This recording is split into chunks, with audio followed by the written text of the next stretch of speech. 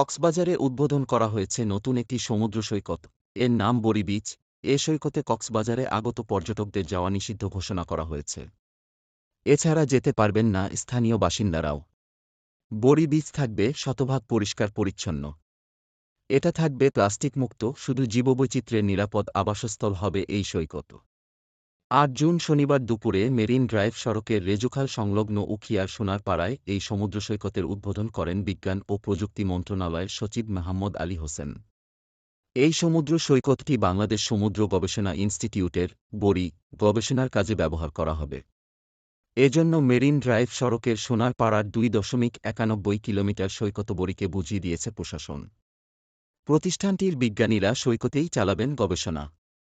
বাংলাদেশ সমুদ্র গবেষণা ইনস্টিটিউটের মহাপরিচালক অধ্যাপক তৌহিদা রশিদ বলেন, এই সমুদ্র সৈকত কেবল গবেষণার কাজে আমরা মডেল হিসেবে ব্যবহার করব। আমাদের পর্যটনের সঙ্গে কোনো দ্বন্দ্ব নেই।